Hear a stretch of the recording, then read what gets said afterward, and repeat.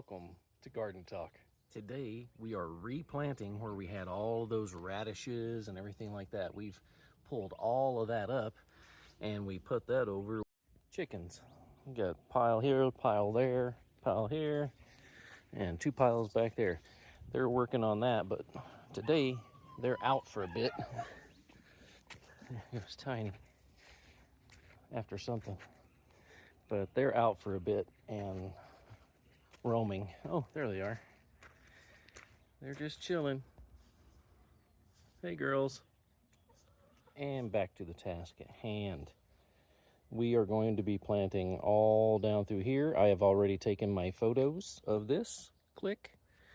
And then in the photo you can label what you plant where. Did it all the way around, and even the pots back there.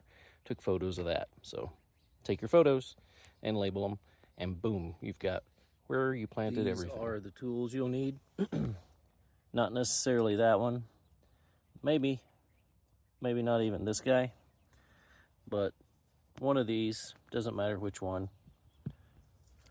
And one of those. That's your minimum. And easy enough to do it with.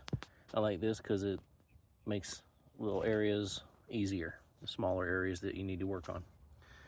That's your basics. I don't like to break my back, so I use longer stuff, of course. So I can stand up here and do all of that. That's what I use right there. A demonstration of both ways. Here I'm standing up. I don't have to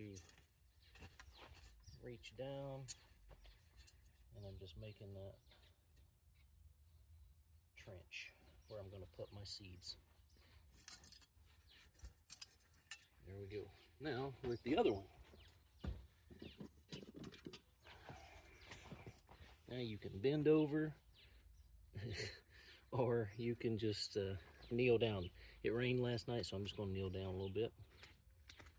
It's not too back-breaking.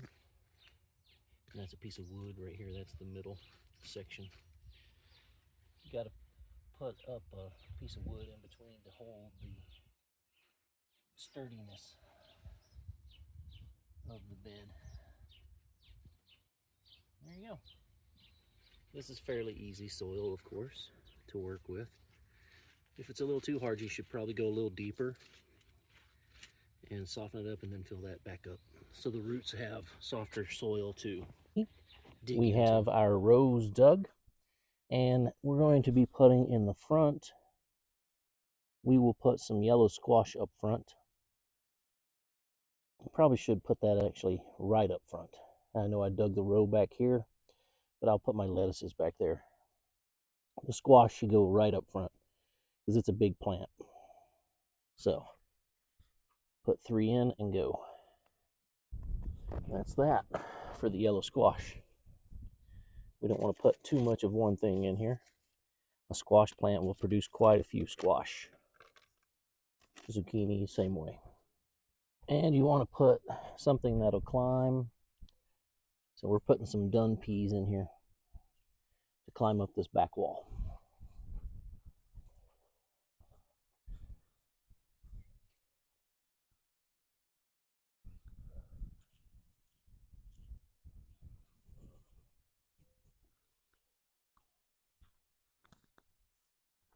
And I can show you what that looks like right here.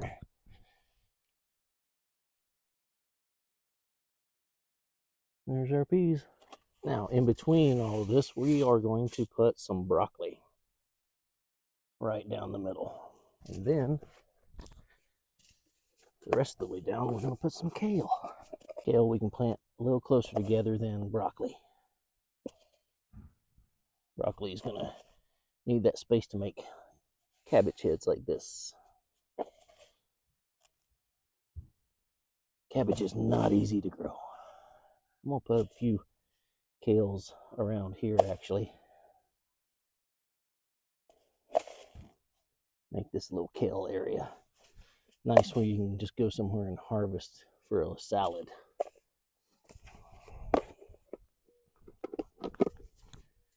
And then we're going to cover all of this. Fast and easy way to do that is with a rake.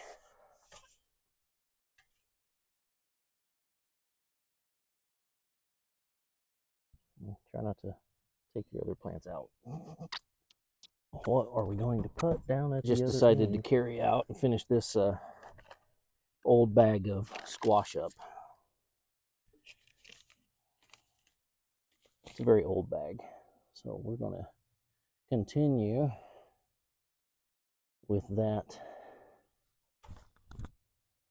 back and forth. Now we water. You don't want to wash your seeds away when you're doing this. And if you're using cocoa core or anything like that, like we use, a lot of water. You're going to have to use a lot because it looks wet on the top, but it is not wet all the way through. So sometimes you might need to wet it, let that soak for a little bit, and then come back to it. But make sure that you get it watered well enough this first time, and then you're going to keep watering so that these seeds will kind of stay wet for about 4 days.